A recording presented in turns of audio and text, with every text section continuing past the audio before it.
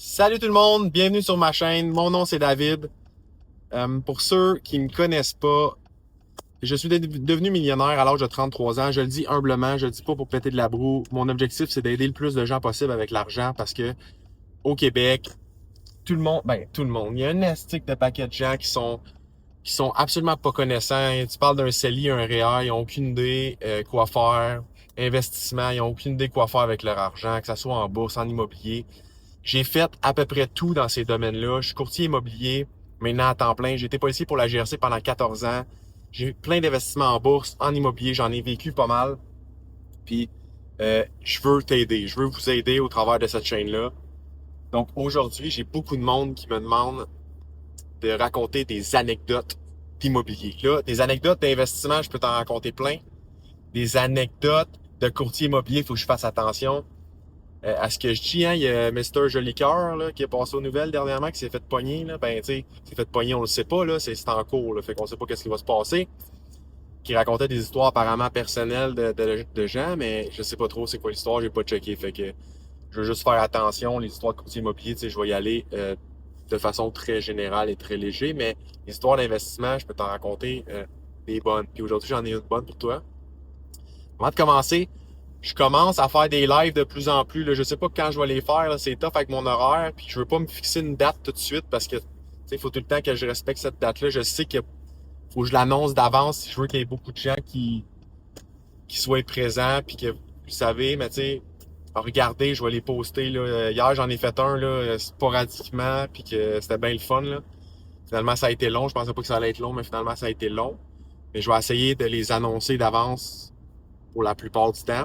Puis éventuellement, je vais peut-être arriver avec un heure puis une journée fixe, puisque je vais être là une fois par semaine, tu sais, à chaque semaine. Fait qu'aujourd'hui, je te raconte une anecdote d'immobilier. Je dis souvent à l'immobilier que c'est pas passif, hein, que c'est absolument pas passif. Même si c'est un gestionnaire, c'est un peu plus passif, ça coûte cher, puis tu vas quand même avoir des problèmes à régler, mais quand tu le gères toi-même, c'est zéro passif. Mais si pour toi, c'est passif, t'es chanceux, mais sur le long terme, c'est sûr que c'est pas passif. Il arrive tout le temps un paquet d'histoires, puis des histoires, il m'en est arrivé en tabarouette, puis aujourd'hui, je t'en raconte une. Je te remets en contexte un peu, je suis au début de mon évolution, tu sais, j'ai de mémoire, puis là, les faits exacts, et ça fait longtemps, fait que je sais pas par cœur, tu sais, je me rappelle pas exactement des moments, mais j'ai ma maison dans laquelle j'habite, que j'ai acheté avec un sous-sol, tu sais, je dis tout le temps ça, c'est les meilleurs moves à faire quand les sous-sols sont pas finis, tu pognes un deal, ben c'était ça, c'était une maison, 2 chambres, une salle de bain, que j'ai transformé avec le sous-sol que j'ai terminé, qui était pas fini, en maison, 4 chambres, 2 salles de bain complètes. Donc, j'étais dans cette maison-là, puis après ça, j'ai refinancé, puis j'ai réussi à acheter 2 autres maisons. Les 2 autres maisons, j'ai rénové un petit peu, légèrement, puis j'ai mis des locataires. Une de ces 2 maisons-là, ben, il m'est arrivé une petite anecdote un peu drôle. Ben, j'étais dans le début, hein, fait qu'au début, quand tu commences, t'es à côté là, là. Fait que j'étais à côté là au niveau levier, j'avais beaucoup de dettes par rapport euh, à mon actif net, tu sais, à comment que mes bâtisses valaient, puis à comment que j'avais d'argent de côté. Fait que j'étais à côté, c'était difficile.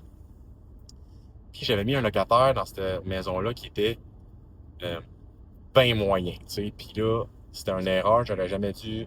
Bref, j'avais pas fait mes check-ups, j'avais pas checké les références, j'avais pas fait la demande au TAL, tu sais, j'avais pas checké qui était vraiment le locataire, j'avais juste fait une petite entrevue, puis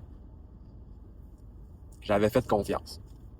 Bref, un jour, cette personne-là m'appelle. Puis là, au début, tu fais toutes les choses toi-même. C'est de même que tu sauves de l'argent. Hein. La plupart des affaires, puis là, tu fais pas de la plomberie trop poussée puis de l'électricité, là. Tu fais pas ça, là, parce que ça te prend un professionnel, mais au début, les petites affaires faciles, tu les fais. Fait que là, la personne m'appelle, Hey David, ta toilette, elle coule.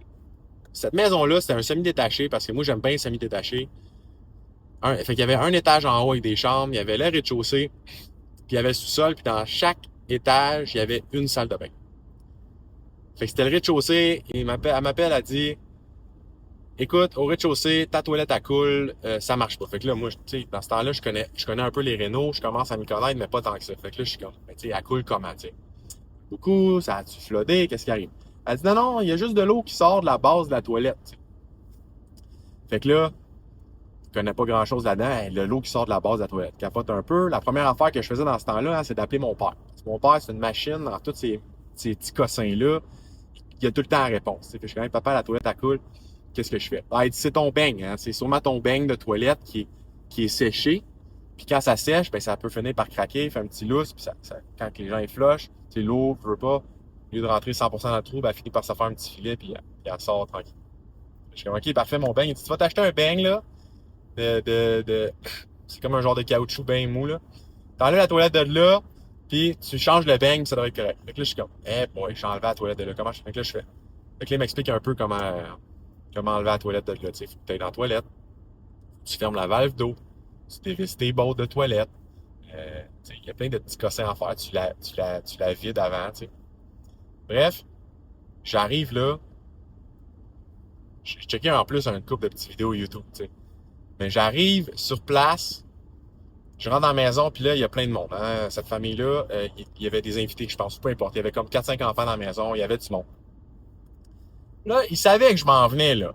J'y avais dit, je m'en viens dans 15 minutes, je vais être là, m'aller réparer ça, puis tout ça. Fait que là, j'arrive sur place, là, je rentre dans la maison, puis ça sent un peu la merde. Fait que là, je suis comme, allez, qu'est-ce que c'est? Il y a quelqu'un qui a été aux toilettes, tu sais. Quelqu'un qui a été aux toilettes avant que j'arrive. Je suis correct, ça va venir d'en haut. Je rentre dans la toilette. Ben, tabarouette. Ils ont été à la toilette dans cette toilette-là. Puis là, c'est pas comme s'il n'y en a pas deux autres dans la maison. Ils ont été à la toilette dans cette toilette-là juste avant que j'arrive. T'aurais pas pu prendre celle d'en haut puis celle d'en bas. Ben non, tu prends celle que j'arrive. Que j'ai besoin d'aller faire de quoi. T'sais. Fait que là, effectivement, j'arrive là. La toilette, elle coule. Tu vois qu'il y a une trace d'eau. Tu vois, c'est pas bien, ça va pas couler bien, là. C'est juste qu'il faut que ça soit échangé tout ça. Là, je regarde dans la toilette. Puis là, ça, c'est de l'expérience. Hein? Prenez des notes. Je regarde dans la toilette. Puis la toilette est en de l'air clean, mais, tu sais, je fais pas de vérification. Je fais pas de vérification à savoir si la toilette est bouchée ou pas. Ça sent le caca. En de l'air est pas bouché. Tu sais, il y a rien dedans. Il y a de l'eau un peu dans le fond, comme normal, une toilette normale, mais je fais pas de vérification. Là. Je reflush pas la toilette. Je check pas mes affaires. Gna, gna, gna, gna. Pour moi, la toilette est correcte. Puis là, il y a plein de monde hein, dans la maison puis tout ça. Puis là, moi, j'ai rien amené. J'ai amené mon petit coffre à outils. M'en va changer une toilette. Dans ma tête, c'est pas mal simple. Fait que là, j'arrive, je défais mes affaires. Là, ça fait longtemps que je l'ai pas fait. Je me rappelle pas exactement c'est quoi l'ordre. Je pense qu'il faut que tu fermes la valve d'eau en premier. Dévisse tes vis. Après ça, tu la flushes. Peu importe c'est quoi l'ordre. Fait que là, je défais ça. Je défais la toilette. En défaisant la toilette, là. En défaisant la toilette, là, j'ai tout fait mes affaires. Je la lève de côté, mais en la levant de côté, là, c'est que tu défais une genre de pression. Tu sais, c'est comme un siphon là, là-dedans, là, puis ça l'enlève une genre de pression. Hostie, la toilette était bouchée, plein de marde, là. Puis là, je suis plus dans le trou. La toilette est sortie de son trou. Puis je la tiens d'une main, puis avec l'autre, puis comme je la lève pour l'enlever complètement du spot, parce que le ring, tu sais, je le voyais quand je l'ai levé, le ring était tout séché, c'était fendouillé, c'était sûr, c'était le bang. Là. Mon père avait raison. Mais comme je la lève, toute la merde, elle sort partout, c'est dégueulasse, là. Il y en avait, je n'avais ses mains, je n'avais partout, c'était dégueulasse, là. Hey, je m'en venais, là. Elle savait que je m'en venais. Elle aurait pu aller dans une autre toilette. Peu importe pourquoi elle était là, je sais pas, mais bref, il y a de la merde partout. Puis aussitôt que la merde sort, ça se met à sentir, c'est dégueulasse, là. Puis tout le monde décampe. Tout d'un coup, là, il n'y a plus un chat dans la maison. Je suis comme, hey, aidez-moi! Tout le monde part. Il y en a un qui sort par la porte patio. L'autre sort par la porte en avant. Est-ce qu'il doit y en avoir un qui s'est caché en dessous du sofa? Tout le monde fait semblant que c'est rien passé, qui n'ont aucune idée de ce qui se passe, parce que moi, j'ai besoin des sacs, j'ai besoin de l'aide, j'ai besoin des gants, j'ai besoin de quelque chose. J'ai juste amené 2 sacs, il me semble, j'avais 2 sacs de plastique. Bref, je sors de la salle de bain, j'ai les mains pleines de marde, j'ai mes 2 sacs, je cherche quelqu'un pour venir m'aider. Il n'y a pas un chat, ils sont tous dehors. Il y en a un qui est parti, l'autre qui est pris une marche, je le vois par la fenêtre, il se pousse tout. Tout le monde se pousse, tu sais. Là, je suis bleu marin, tu sais. Je suis bleu marin, fait que là, je suis comme, ah, il faut que je me débrouille, tu sais. Fait que là, je suis dans la maison qui, tu sais, c'est pas moi qui est là dans la maison, c'est un locataire, c'est pas mes affaires. Fait que là, je fouille des sacs, je pogne des sacs. J'essaie de mettre mes mains dans des, parce que là, je me lave les mains, tu sais, mais c'est plein de marde partout, là, tu sais, alentour de la toilette, ça, tu sais, la toilette, elle a débloqué, fait que ça s'est vidé, tu sais. Fait que là, je réussis à ramasser ça le plus que je peux pis tout ça, mais ça sent, c'est horrible, là. Et je change le beigne. Bref, je fais ma job le plus clean possible. Finalement, je réussis entre-temps à parler à la locataire qui revient, qui fait semblant qu'il a rien vu, tu sais, mais il était tout en dedans, puis elle a passé devant la porte, puis quand j'ai crié, tu sais, que j'avais besoin d'aide à tout le monde. Fait qu'elle le sait, mais fait semblant qu'elle le savait pas. Là, j'ai dit, j'ai besoin des guenilles. As-tu des guenilles qui marchent pas, tu sais, des guenilles sales, que je peux saler puis que ça dérange pas, tu sais. Fait qu'elle me revient avec des guenilles. Je nettoie tout le tour comme faut. Puis là, pour l'instant, c'est juste de remettre la toilette sur le beigne, puis après ça, nettoyer le reste. Fait que, tu sais, je nettoie tout ça. Bref, c'est le bordel total. Je finis par cleaner. Après ça, elle m'amène une mop. Bref, je lui nettoie toute sa salle de bain, là, parce que, tu sais, oui, elle aurait pu faire mieux, mais tu sais, je me sens un peu que c'est de ma faute pareil parce que je suis arrivé là en cabochon, pas préparé. Tu sais, c'est un peu à moi à gérer mes affaires comme du monde dans ces situations-là. Puis là, je l'avais pas fait. Fait que j'ai remis ça bien propre. J'ai changé son beigne. La toilette coulait plus. J'ai fait sûr après qu'il n'y avait pas de fuite. Tu sais, tu sais, c'était comme de la céramique. Fait que c'était collé. Ça avait pas été en dessous. Tout était propre. Tout était clean. Fait que j'ai remis ça A1. Je fais semblant de rien. Tu sais, tout va bien.